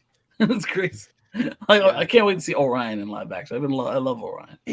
I'm still just afraid of why we were talking earlier, just time with these actors. I brought a lot of stuff, and it's just like. I mean, we have to be fair though. The last set of casts that we had for these Justice League characters, they bought all the way in, right? Obviously, the Ben thing fizzled out, down the road, but they all bought in to wanting to do what was best for these said characters. Now, Ben was lied to, so that's a whole nother scenario. But everybody else, they fully bought in. If you told Henry Cavill, hey, you can't do fucking Man from U.N.C.L.E. or whatever the fuck, because you're Superman back-to-back years, I don't think you would have had an issue with it. You know what I'm saying? So I'm like, it's just all about what you're honest with these actors about going into it. So that when they sign the contract, there is no confusion of, oh, but I wanted to be James Bond. Bitch, you are Superman till you die. You signed right here. This is you, right? So to me, it's just all about communication. I think that might be a little overthinking when it comes to the business side of it, because once they sign the dotted line, it should be clear I need you for X amount of years. When they sign it, they sign how many appearances they have, and they won't be in everything. That's why we're breaking it up. Like, you can have a Trinity movie, but then the next movie doesn't have this person, it has this person in it. And yeah, but that's why I'm talking mainly for Batman, Superman, and Wonder Woman. Well, here's the problem. Once you sign on to those three, once you sign on to those three, bitch, you are the linchpins of this universe. Expect me in everything, right? Like, come on now. You should be look, you're one of the main pillars of the DC universe. No bitching coming out of that. Like you've been signed on. To be fair, Didge, only Black Widow and Thor are the only 2 main members of the Avengers that had their own solo movies. Tony Stark didn't hone in on. So I'm like, he understood, bitch. We need you. Yeah. You got to be everywhere. You know what I'm saying? So for me, all that said, all that said, right, how much they needed Robert Downey and how many appearances he actually made, we still didn't tackle nearly as much as you probably would want to with the character of Iron Man, right? 100%. And that's my point of time. He did a lot. He did 10 years worth of work with that character. And he appeared in 12 Marvel movies or something like that. Mm-hmm. And it still, honestly, didn't feel like enough. That's why, again, TV is best for these types of stories, because a full season of Agents of S.H.I.E.L.D., we got more from those characters than we ever did Captain America. Think about how many Iron Man stories you talk about we already still wish we can't get because Iron Man died. Well, then that's why I'm saying that's different. That's not being spread too thin. That's you just killed the motherfucker when you could have really kind of crescendoed into the height of Iron Man. The reason they killed him was because Robert Downey Jr. was like, I did a lot of Iron Man. I want to be able to do other stuff. Oh, no, I don't believe that for a goddamn second. I do not believe that if the Russos came to him and said, yeah, no, you don't die at the end. It's just Chris Evans that retires. I do not think Robert Downey Jr. would have went, no, guys, you got to kill him. I do not think he would have Harrison Forded it. I think he would have just said, I don't need my own solo movies anymore. I'll piggyback everybody else going forward till I get to Avengers. But there's no way I believe that if they decided to keep him alive, he would have went full Harrison Ford and said, nah, bitch, kill me now. Like, I can't keep doing this shit. Because, again, remember, it's different because as Iron Man, you're not really doing much, right? So it's like, it's not like it's so much work on your body like it would be a Batman, Superman, and Wonder Woman. So it's a little different. So I can see it from the DC side because all those characters are more so physically imposing, right? Like, you got to work out. You can't have a Flash with a gun. But, Joel, to go back, what other villains? Because you did have a villain that wasn't mentioned yet in your list of villains. Can you bring it up? Because I threw out a lot of shit. It was, you know who I'm saying, Mike, opposite. Bizarro. Oh, Bizarro. Yeah, there you go. Bizarro. Yeah, I would love Bizarro. Big fan of Bizarro. Especially... Now, let me ask you, is your Bizarro going to be structured more like how CW did Bizarro, where it's literally just Tyler Hoechlin but ugly? Or is it like a complete monster that's just obsessed with the idea of Superman? I like that. I like what they did in New 52, honestly, where he was kind of like a science project from Lex. Got you. Yeah. That went wrong. It's like, oh, this guy he's wearing it backwards. Like, I don't know what to do. And then he just follows him around like his body. Now he's like the bodyguard. I'm like, all right, fine. We could do that. It's almost like a baby. But that's what I think the best, because he's like another character that's kind of like a Hulk parallel, where he kind of treated like one of those like little slow but strong characters. Because everything's reversed. You got to like talk backwards, this and that. The way they did it on Superman and Lois, like it was like an alternate world. You know, yeah, Bizarro world, Bizarro. I don't really need that. I'd rather go with the science project gone wrong. Got you. All right. I want to see a fire breath and ice vision. Ice vision. That shouldn't make me laugh because Superman's powers are ridiculous, but it's just like this guy shoots ice from his eyes. I don't know why that's so weird to me. And that just sounds painful. I will remind you, the other one shoots fire from his. So I know. I agree. That makes no sense. For some reason, it's off-putting to me. So we do got some, I guess, kind of.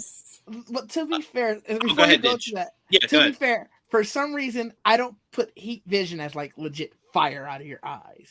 The heat. It's for some reason, them calling it heat makes it different. I don't know why. All right. He has cold vision. You said that like heat is not associated with fire. Like that's a long travel to get one to the other. I said for some reason, so I know I acknowledge that it's weird. But for some reason, it being called heat vision just doesn't scream fire out of the eyes. I don't know. I picture lasers. I don't know why. All right. Well, we will work on the verbiage of cold vision, so it suits better. But apparently, like Cyclops. Right. Apparently, it looks like James Gunn says he has written 1/3 of an unannounced DC TV show. I would like to get excited for that, but I guarantee you it's one of those. What is it, Joel? The Charleston Chews characters? What are they called? Charlton. There you go. It'll be one of those fucking characters I never heard of before. It's like, James, I don't give a fuck. Who is that? You know who a lot of them are, though. Yes, I do. Sure. But again, no, not really. Why did you do that? I know the bigger ones, but well, that's what I'm saying. Unless it's like a really like. I mean, Joel, he started with Peacemaker. So, that's one of the hard. Like I said, for the longest, no one knew who the fuck Peacemaker was. Right. So that was as the deeper cut as you're gonna get. All the other Charlton characters are pretty much popular.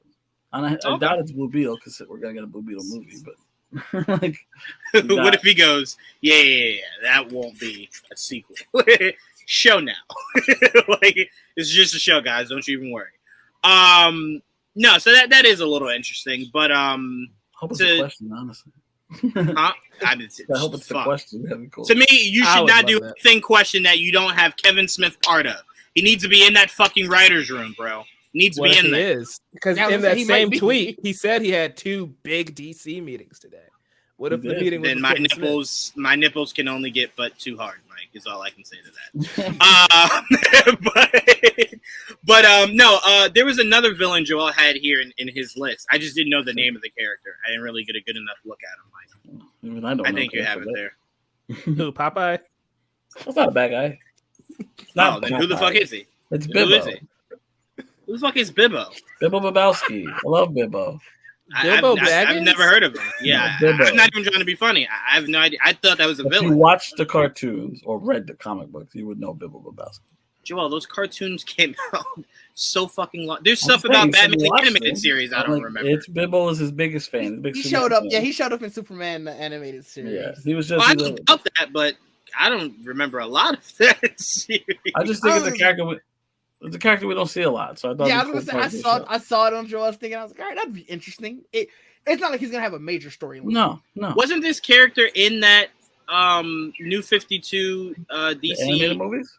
Yeah, the Doomsday one. Wasn't he working at that bar that Clark kept going to? Yeah. Okay, so then I do know him. Okay, yeah, gotcha. That's him.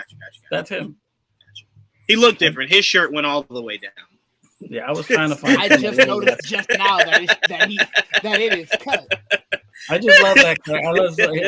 I just love the character that he was just like a big Superman fan, and I just think it'd be a nice little like nod to like the comic books, and because I don't think we've ever seen him in live action, so it's really cool to see. I just looked it up. He showed Joel up. Just solved it.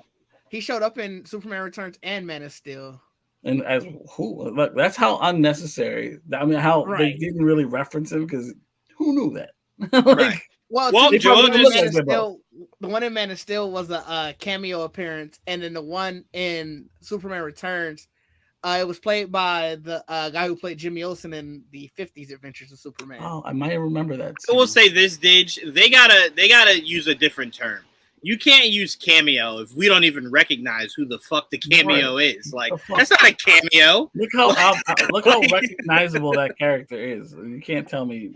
Yeah, like if we couldn't look like that's what I'm saying. The DC animated movie one that I was bringing up, it jogged my memory. I remember him. I remember the exact look and everything.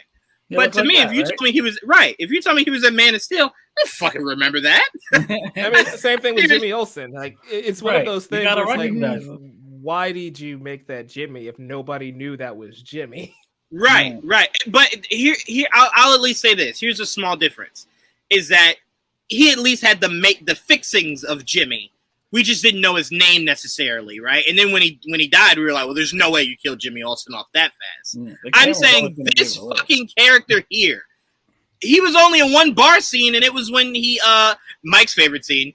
He completely mashed up the truck. So was it the guy at behind the counter that they're trying to say was this guy? Like, though, to be fair though, that's a lot of times where you see him. I forgot the name of the bar, but that's a lot of times. Even in the comics, you see him at matter of fact, let me scroll up. I'm sure they have it in there. I think it's Ace of Clubs. The Ace of Clubs.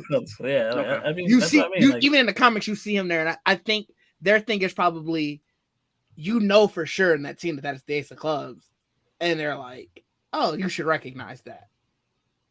Let me ask you, till now, No. Did you know that, Ditch? No. Okay. That's my point. All of us here are comic book fans, and that shit didn't even ring a bell when we sat there and watched it all those times. So that's all I'm saying. Don't call that a cameo. Robert Downey Jr. at the end of The Incredible Hulk. That's a cameo. That's a legit fucking cameo. I know who I'm looking at. But all right. That's all your villains, Joel? Yeah, I think so. I mean, Livewire was a good one that Mike brought up. I forgot. That was a great one that Mike brought up. That damn show. Livewire could be utilized when you do Batman, Superman, Public Enemies. When you do that, throw Livewire in there. Throw Livewire in there. None of us said Zod again. I noticed none of us said anything about him. So you know what? Here's my issue with General Zod. Mm-hmm. I don't care about him. How did this man get into 2 Superman movies? I will never understand. Like Zod is okay at best. There's just it's just the clone trope. It's a Kryptonian for Superman to beat up, and I don't need it. That's it. I mean, you answered your question. That's exactly how they were. So at some point they were like, "But what if Superman had to fight another Kryptonian in live action?" Then do Bizarro. You know, like I don't disagree, Mike, but I will say, because I don't want to be hypocritical here, so I will say, to me, if there is a rotating 5 of supervillains, right, that are widely known, like people that have never read a comic book are familiar at least with that character, like how Batman has Riddler, Two-Face, Joker, right, like those rotating faces that everybody is familiar with. For that sake, at some point, maybe use them. You just don't always need to start your Superman universe. Here's the thing, though, with General Zod. I don't think Zod is in that list. I feel like Zod is only popular because of Superman 2. Like, as far as comic book Superman, I don't think he's in that main group. He's essentially like the claymation of the Batman group. That's why I'm saying, comic book wise, yes, because we know an array of other characters. I would honestly for mainstream. I would say probably right outside of that top 5. No. Comic book wise, yes. But for people that have never read comics that only watch the movies, you've now seen them twice. Right? Oh yeah. So I'm saying I'm like, technically. So I'm like, it is at least a familiar face that they at least know, right? Which is so why it's not you trying don't to do it. You give them the real Superman villains. You say that, but I just watched a movie with Riddler that I very much enjoyed. I already had that done before. But he's been done once with Batman Forever. You know, like we've had that twice. It's the Lex Luthor problem that I have. I get you. So wait. So are you saying then now that when James Gunn does his Batman universe, you don't want to see a Riddler? I don't have to, no, because Batman's rogues gallery is so vast. I appreciate. Hey, if y'all learn one thing from me, when it like we just said about Trayvon earlier today, I have to respect the consistency. I just have to. Remember what I told you, Mike, where I said I hate it regardless. You was like, it makes no sense. I'm very consistent. Yeah, very consistent. I appreciate the Batman recording, but yeah, like for Batman, he's got so many villains, so many awesome villains. We didn't have him bottom of the barrel. We didn't have him in ours either. I didn't have Riddler or Two-Face or Penguin. To be fair, the only reason I didn't have him in mine, Mike, is that I am betting the farm that Matt Reeves will give me Hush in his universe. Yeah. Because if James Gunn's not doing Hush in that Batman's universe, I really don't need Riddler, right? But if you're doing Hush, I do want Riddler. Now, I don't need him as the main villain, but I need the motherfucker in it. Now, you know what I'm saying? So more jokes and riddles might be kind of fun, though. Like in the Gunn universe. Might be. Oh, what? Yeah, might be. But look, no, you can't go backwards now. You said fuck them, so that's it. No more. Yeah, I did. Hey, Didge, what villains would you like to see as you round this out here for Superman? I mean, we talked about most of them, and I interjected in. Like I said, I think I actually already went with Metallo. I wanted to see originally. Again, we went through all of these ones I want to see. The reason I brought up Zod is I thought it would be interesting. I honestly don't want to see Zod either. But it was interesting that none of us had him on our list at all. So I was just like, oh, okay, this is interesting. I got one. How about Toyman? See? Oh wait, hold on. We can't do Mr. Mxyzptlk, but we can do Toyman. That ain't fair. No, Toyman would also have to be an inter-movie villain. Okay, like, then I can accept that. Okay. Yeah, I can accept that. I mean, so what if they reimagine Toyman, like how Matt Reeves kind of reimagined the Riddler, right? Like you can make him this really menacing. You guys are seeing Megan, right? Like you can have him making these creepy, disturbing. I'm sorry, are you not? I mean, I am, but my point is, you guys, right, the audience, you guys are familiar with that. Gotcha. It's like, what if you just make it really eerie and creepy? I thought the cartoon one was eerie. Like he was like in a toy suit. It was the give you that fucking guy. But since it's animated, I feel like a lot of people missed how disturbing that thing was. Like, sure. Okay, it's terrifying.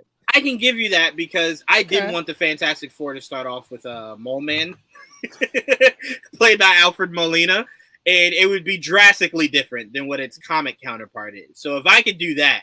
Yeah, we can get Toyman, and then we can get Didge then find a way to put Giannis Mxyzptlk in a Superman movie, so we can get that too. So we can get a little bit of that too. Mxyzptlk, that would be the greatest movie of all time. That's a wild movie. I'm going. That'd be his space. That'd be Space Jam for our generation. Dang it! I'm going to see it 10 times. In theaters. I'll only see it if he goes to the Knicks. Anyway, so Didge, what other characters would you like to see pop up in the Superman world? I mean, I think like Mike already said, Parasite, Mongol, all of those ones. Livewire was an amazing pick. Light skin Lex Luthor. If we're gonna do Lex Luthor, definitely have him light skin Lex Luthor. The main thing I actually want to see, with Superman and his villains is him utilizing more powers other than just the main strength ones. Like, remember was it the Crisis on Two Earths movie when they saw the Lex Luthor and he came and immediately knew that, yo, this is a different Lex.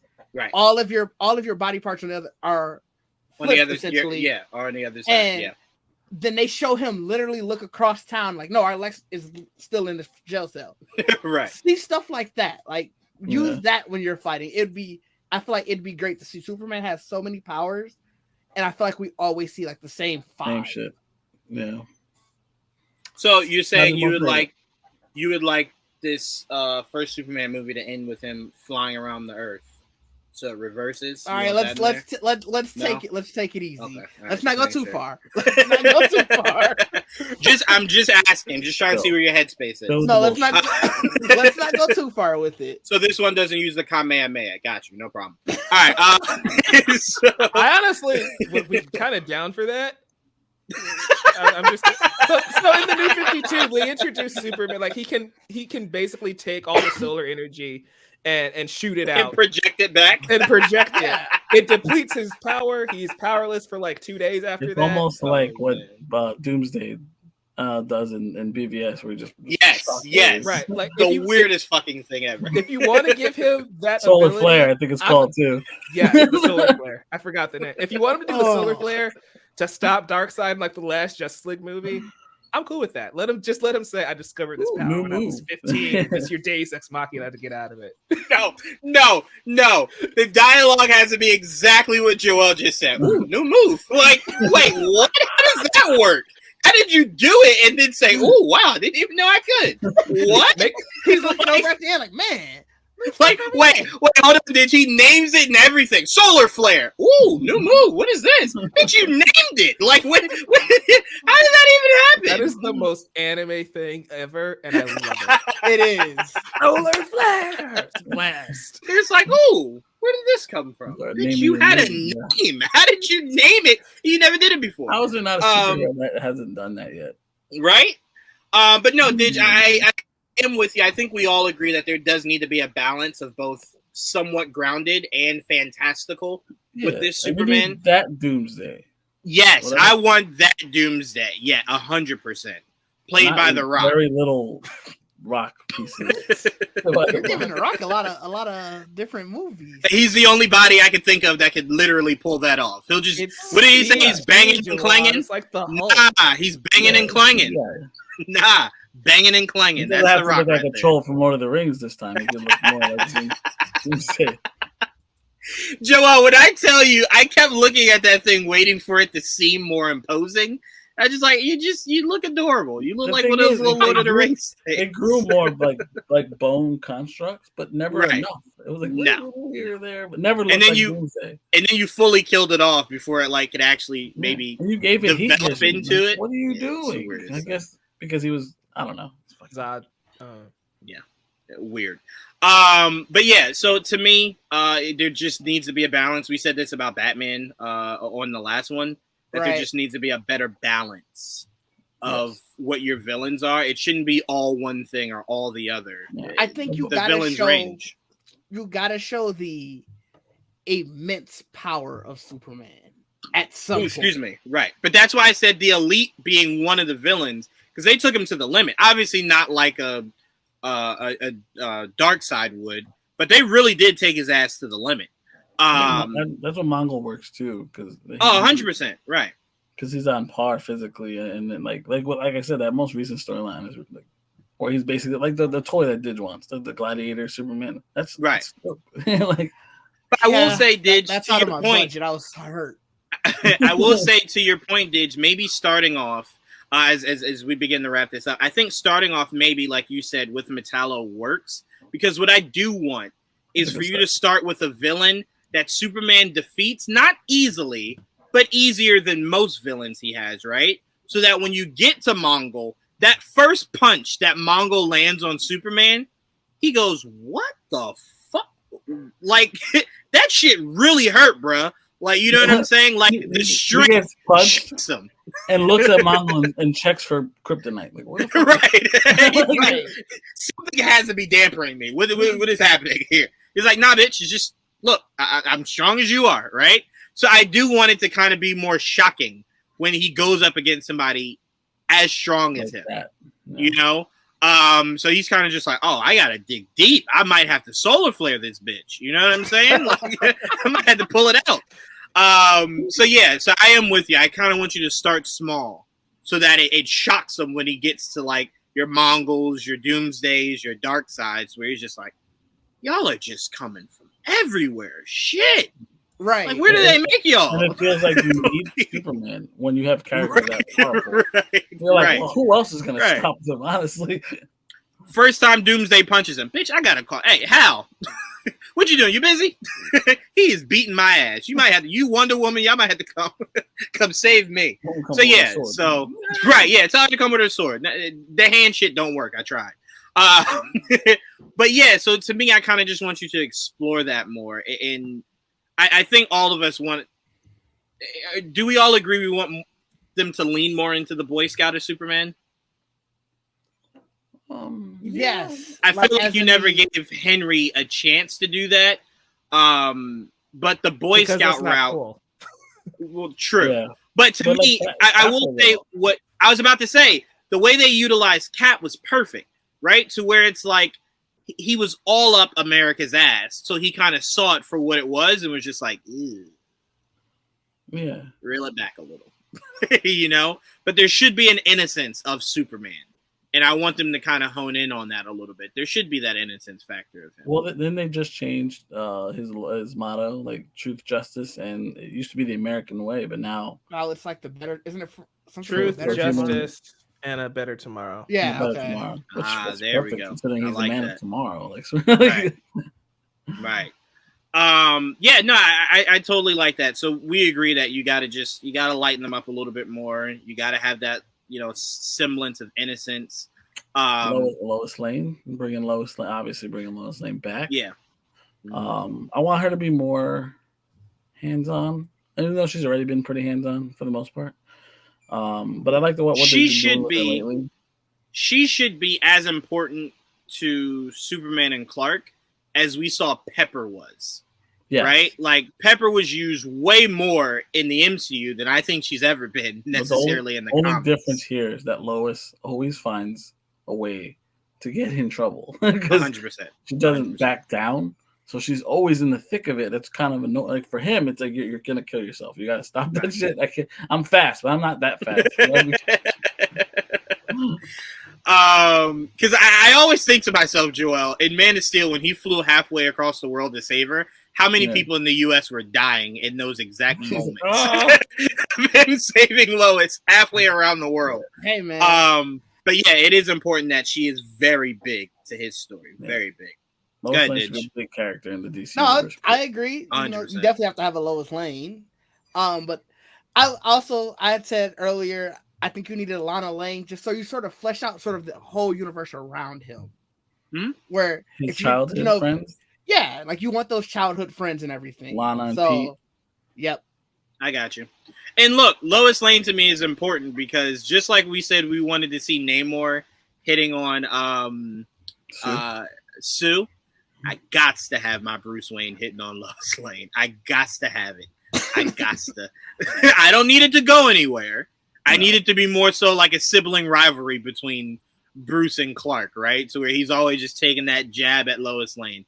I need it. I need it. I really think World's Finest, the episode of Superman, the Batman Superman episode. Yeah. Is one of the best episodes of them meeting. So if they were like, I know that they might know each other at this point in their stories, but maybe they don't know their secret identities, and that's maybe you get to a point where it's like, I know of you, I've heard of you, we've interacted, but like you get to a point where now you know my identity, I'm gonna find out yours, just like tit for tat. That was one of the best scenes ever. It's so good. He peeks into you secret, like that's my identity, and like that has to bother him inside. Like it's so easy for him to do it. Right. So for him to place a tracker on him, and then this dude like sees it very microscopically, like what the fuck, and he looks. I love when he looks out the window. That's the best part. He's like, and what? It's almost like he's the That's what I love about their relationship in that mini movie, right? That special is because two-parter. They have that rivalry, but Batman does get the last laugh of like we're even, and they go away. They don't have to come to blows. They don't have to fight each other. It's like they got in each other's grill a little bit, and they kind of got frustrated. But at the end of the day, they both knew why am I going to fight Superman? He's doing good. Why am I going to fight Batman? He's doing good. Right. And they were able to kind of end those squabbles right then and there, which I think was very mature of them. I do also want them to lean into one of my favorite moments of Batman and Superman is definitely from Injustice, where Bruce kind of lets him know that he knew that Lois was pregnant. And Superman's like, how the fuck did you know that? Like, I haven't told anybody. Like, bitch, I'm Batman. Like, I know, right? In that sweet moment that they had between each other. Because to me, I think what people focus too much on in Batman is that he's never vulnerable.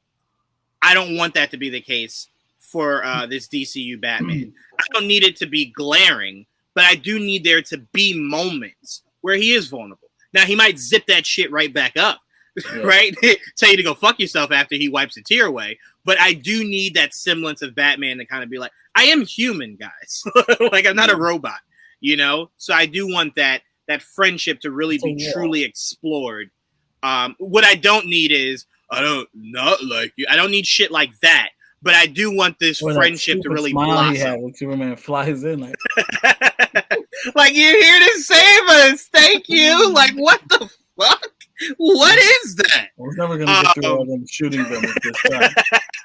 We needed muscle. Clark is one of the people Bruce legitimately trusts and respects, and that comes through in their relationship. Because again, like you're right, like Batman is not the most open person, right? But Clark is definitely one of like the 5 people he is open with, and I just want to make sure they highlight that. You might have to shorten that rotation a little bit. 5 might be too high. Hey, Alfred, Dick, Superman, Diana, kind of. No, I would shorten it to about Dick Grayson, Superman, Selena. No, you're right. Yeah, 5. I thought 5 was. Yeah, because the only reason why I didn't go 5 is exactly what Joel just said. There are moments where he does look at Selena and go, I knew I couldn't tell you every fucking thing. Yeah, we read Hush. We know what's up. He's like, I'll marry you. I'll totally trust you. We can go to the bedroom, but I don't fucking trust you a bit. I just always reserved him more so as Alfred because he was his father, Dick Grayson because that was his son, and Superman because that was essentially his best friend. That's really kind of right. That's really kind of that three, the big three. The Miami big three is where I kind of capped it off at. Right, because remember, there's a lot of Diana killing her villains that used to rub Batman the wrong way a lot. She's hot as fuck, but yeah, right. I'm just picturing Wonder Woman shoveling away a bad guy, and Batman's just like, "This is why we can't fucking vibe." No, I've always loved the dynamic between the two of them in the animated series, where that's like they crushed on each other. I did like that. So you technically saying we need whoever this next Batman is to be able to sing so we can get Am I Blue? No, is that what you're saying? That, no. But no, we need it. Okay, got it. I don't need singing at all, ever. Go ahead, Mike. End us off. What do you got here for us to see? Oh, yeah. I'm just going through the photos we got. Sean. That's all. Oh, yeah, I did like this that. was one of Dig's photos. So did you want to talk about John at all? So, it's very necessary. Oh, yeah. Very necessary, but Joel doesn't like us to go that far. So. It goes into the Batman. Well, it goes into the Batman episode of just kids in general. We talked about eventually Bruce getting a Damian in the Batman episode, and I feel like you have to do almost the same with Clark here, and you have to get, So I'm not against it. That's really just it. It was. Because if we're talking in the future, we know Bruce should get a Damian, Clark should get a John at some point. Right. So those two can interact 100%. Yes. Keep that legacy growing. So let me ask you, Dig. Let me ask you guys as a whole, and then we're getting out of here. When do you introduce Steel? Do you do it once the whole Doomsday events happen, or do you do it a little sooner to where it's like that's a friend of Clark's?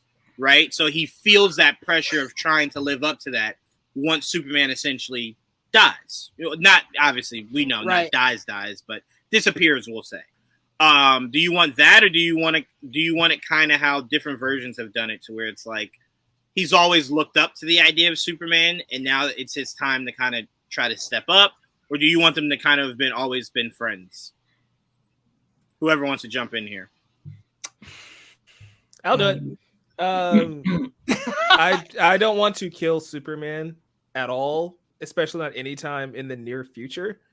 Right. So they can be friends. I'm cool with that. I kind of like how Superman and Lois handled it, but you don't need to have it overly complicated of him coming from another Earth and all that extra stuff. It could just be faking being Lex Luthor. Like that was the weirdest thing. It was like, what the fuck is this? Like what? Alluding to being Lex Luthor. Yeah, alluding to being Lex Luthor. Yeah. I remember me and Joel going, what is happening here? Like, what is this? I didn't even like the explanation. I'm going to be honest. It was weird. It was. But they surprised me at the end. Like, John Henry Irons. Holy shit. And they nailed that suit. That suit was well done. That hammer was well done. A lot of that was well done. Like some Halo and shit. Yes, he did. But hey, I'm looking for a more accurate Steel suit before they cancel the show. So let's get that working. Let's get that in this season, guys. But yeah, so I only asked that, Mike, because I wasn't sure where you guys individually had him coming in. So I didn't know if it was way down the road when something like that would happen, or earlier on where he's just a friend that Clark has a beer with every now and then. Throughout the movie or throughout a few movies or whatever the case may be. You phrasing it that way, I just don't want him to be the Diggle to his Oliver Queen, right? I agree. I 100% agree. I think he could be his contact or his inside at LexCorp or whatever. Like he could. He works there, like as a whatever. Would you guys be opposed to him getting his own series? Steel? No. Yeah. No, that would be a really good series. That'd be cool. And then you can just interweave them. Yeah. So that way it helps what Mike's saying. So it doesn't seem like he's dependent on Clark and Superman. He kind of has his own shit going on that kind of interweaves. He's inspired by him anyway. They're very different characters. Right, 100%. But no, Mike made a good point of him not seeming like the token black guy that right that he has on the side. Right. Like they can be friends, but they don't have to be best friends. Like I said, like they're contacts. Like that's his. Like I said, if he's an inside source that works at LexCorp, now you're like he's a smart guy that works there. He's obviously knows Lex is kind of fucking weird or whatever, you know. And it could all play towards suit like these tech suits, Lex battle suit, and then he makes his own suit because he was working on the whole, you know what I mean, stuff like that. I just like the idea of Clark being friends with John, and then later on an end credit scene of both of them finding out that Steel is John and Clark is Superman, and then that kind of just really solidifies that friendship, not to being best friends, but it just solidifies that trust of, I got somebody I can work with. Yeah, like, all right, I wasn't sure really how much I could trust you as a reporter or how much I could trust you working for LexCorp, but I now know you're trying to bring it down same way I am, you know? I even think it'd be a really interesting idea to like make him friends with Lois first, right? And he meets Clark through Lois. Yes. Because like you guys were talking about her being like Pepper Potts, and like I feel like Lois should have as much screen time as Pepper. I feel like I want them to utilize her better than they did. Maybe more. Oh, agreed. Right. Agreed. Because agreed.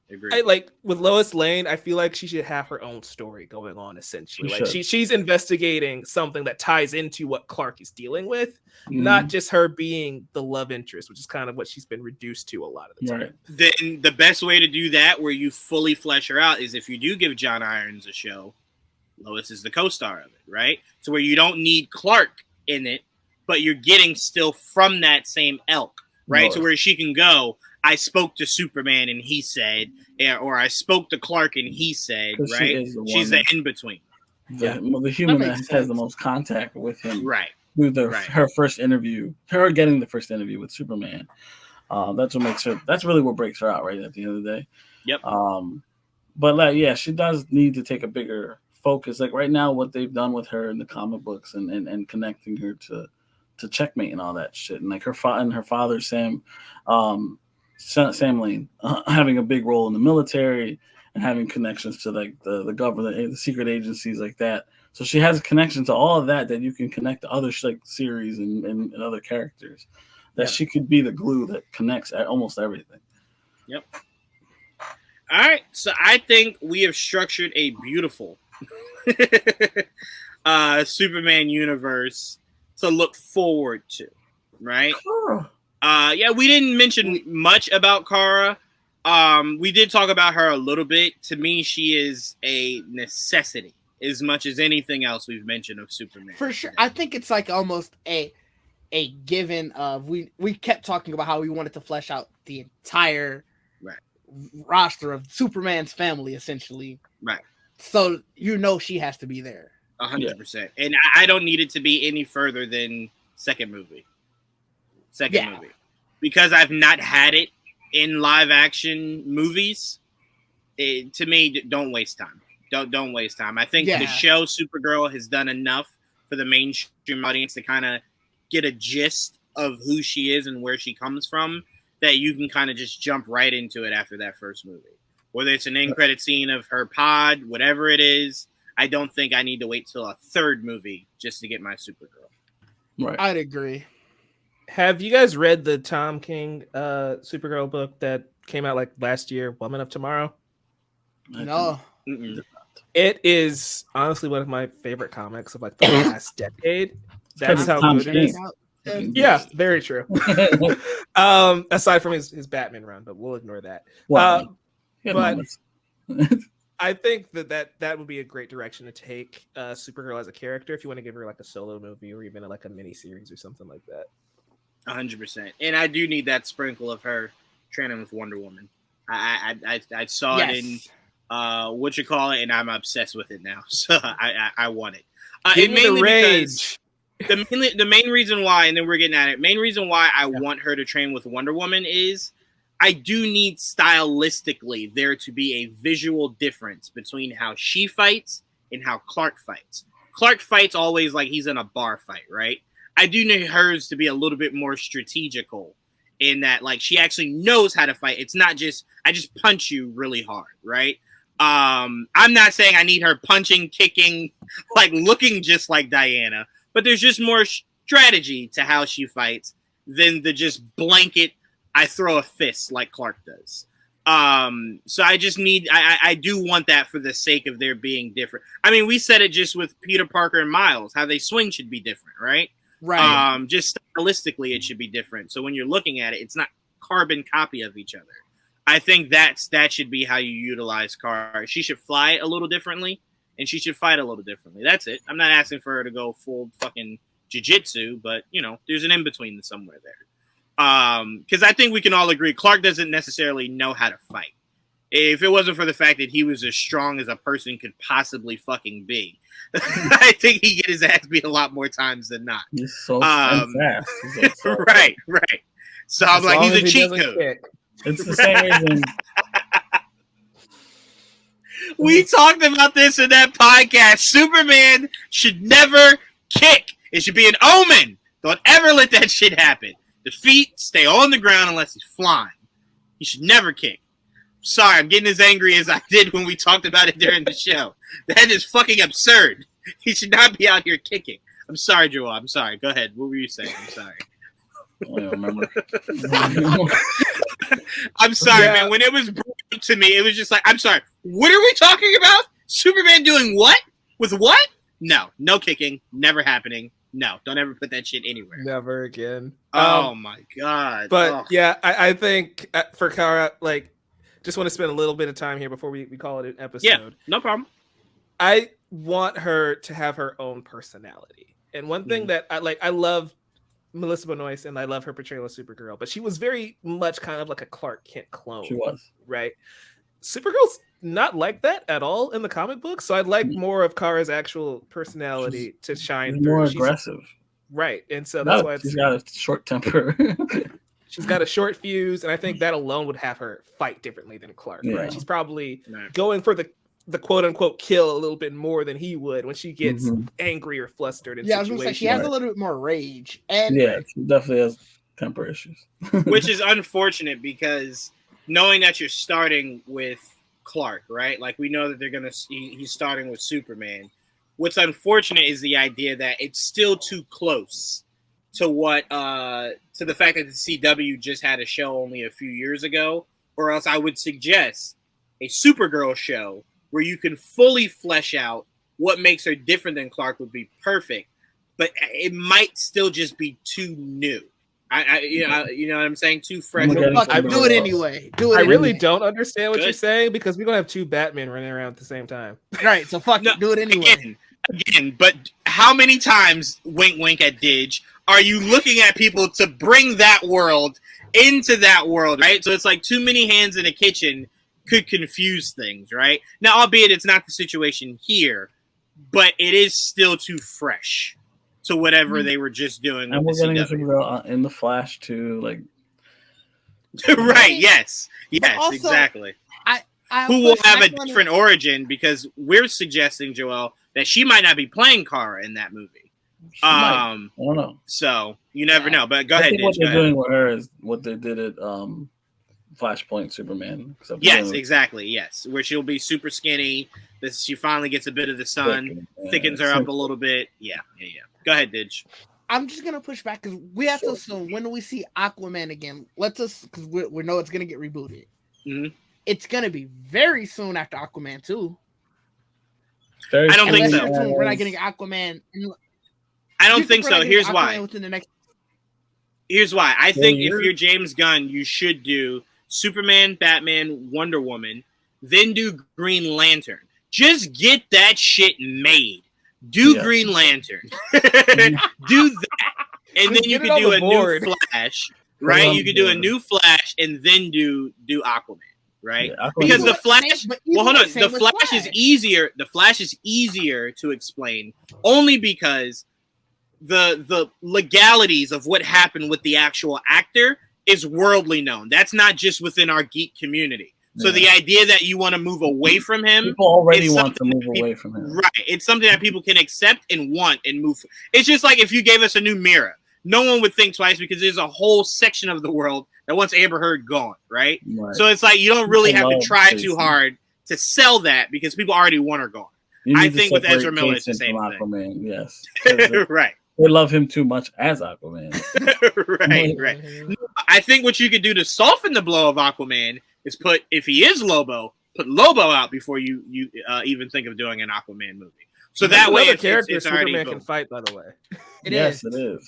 It is, and we could have that crossover. It's going to become Man of Tomorrow, like in the animated movie. Yes, exactly. Parasite, Lobo. Oh, that's another person. Shit, give me a Martian Manhunter movie before Aquaman. Like all these characters you have blindly ignored, right? Get them out first. Let them go out right after the Trinity. Be a pillar, so don't go. No, not ignore them. But if you could do these ignored characters first, do that. Green Lantern and never go back to it. Okay.